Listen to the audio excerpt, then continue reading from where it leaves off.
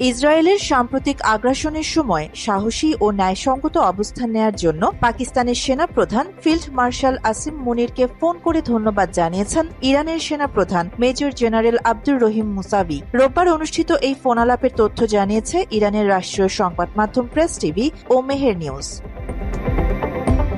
ফোনালাপে general Musavi জানান, ইরানের জনগণের বিরুদ্ধে ইসরায়েলের আগ্রাসনের সময় পাকিস্তানি জনগণ যে সাহসী অবস্থান নিয়েছে তার প্রতি তারা কৃতজ্ঞ। দুই দেশের সামরিক প্রধানদের মধ্যে এই যোগাযোগকে বর্তমান মধ্যপ্রাচ্যের ভূ রাজনীতিতে গুরুত্বপূর্ণ বার্তা হিসেবে দেখছেন বিশ্লেষকরা। গত 13 জুন ইসরায়েল ইরানের বিরুদ্ধে সরাসরি সামরিক অভিযান শুরু করে। হামলার মূল লক্ষ্য ছিল ইরানের শীর্ষ সামরিক কর্মকর্তা, পরমাণু বিজ্ঞানী এবং গুরুত্বপূর্ণ সামরিক ও বেসামরিক স্থাপনা। নিহত হন একাধিক উচ্চ পর্যায়ের সামরিক কর্মকর্তা, নারী ও শিশু সহ বহু বেসামরিক মানুষ। ইরান দাবি করেছে এই হামলায় ইসরায়েলকে সরাসরি সহায়তা দিয়েছে যুক্তরাষ্ট্র।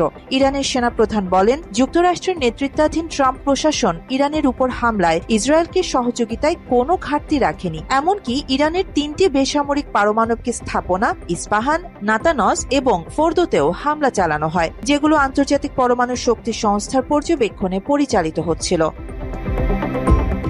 মুসাভি আরও জানান, যুক্তরাষ্ট্র শুধু হামলায় সহযোগিতা করেনি, বরং ইরানের পাল্টা ক্ষেপণাস্ত্র ও ড্রোন হামলার বিরুদ্ধে ইসরায়েলের প্রতিরক্ষা নিশ্চিত করতেও সক্রিয়ভাবে কাজ করেছে। পাশাপাশি ইউরোপের কয়েকটি দেশও ইসরায়েলের পক্ষে মৌখিক এবং সামরিক সহায়তা দিয়েছে। টানা 12 দিনের এই সংঘাত শেষে 23 জুন ইসরায়েল যুদ্ধবিরতির ঘোষণা দেয়। যুক্তরাষ্ট্রের তৎকালীন প্রেসিডেন্ট ডোনাল্ড ট্রাম্পও একই দিন যুদ্ধবিরতির পক্ষে অবস্থান নেন। ইরানের দাবি, শত্রুপক্ষের লক্ষ্য বাস্তবায়ন ব্যর্থ করতেই তারা এই সিদ্ধান্ত নিতে বাধ্য হয়েছে। এদিকে যুদ্ধের উত্তাপে ইসরায়েলের অভ্যন্তরীণ রাজনীতিতেও নাটকীয় পরিবর্তন দেখা গেছে। দুর্নীতির অভিযোগে অভিযুক্ত প্রধানমন্ত্রী বেনিয়ামিন নেতানিয়াহুর বিরুদ্ধে চলমান মামলার শুনানি জাতীয় নিরাপত্তার কারণ দেখিয়ে আপাতত স্থগিত করেছে জেরুজালেমের আদালত।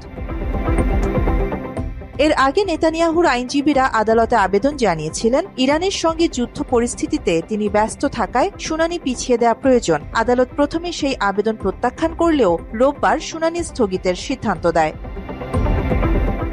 এদিকে ট্রাম্প সরাসরি নেতানিয়াহুর পক্ষে অবস্থান নিয়ে বলেছেন, ইসরায়েলের এই বিচারিক প্রক্রিয়া নেতানিয়াহুর জন্য ইরান ও হামাসের সঙ্গে আলোচনা কঠিন করে তুলবে। তিনি আরও বলেন, আমরা বিলিয়ন বিলিয়ন ডলার দিয়ে ইসরায়েলকে সাহায্য করি। নেতানিয়াহুর বিরুদ্ধে এই মামলা চালানো যুক্তরাষ্ট্রের জন্যও গ্রহণযোগ্য নয়।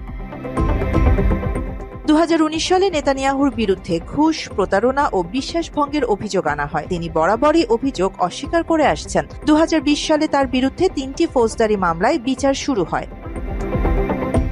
নেতানিয়াহুর আইনজীবীরা এর আগেও একাধিকবার শুনানি স্থগিতের আবেদন করে আসছিলেন। তবে এবারের যুদ্ধকালীন পরিস্থিতি আদালতকে এই সিদ্ধান্ত নিতে বাধ্য করেছে বলে ধারণা করা হচ্ছে। আরিবা জাহান, বাংলা এডিশন।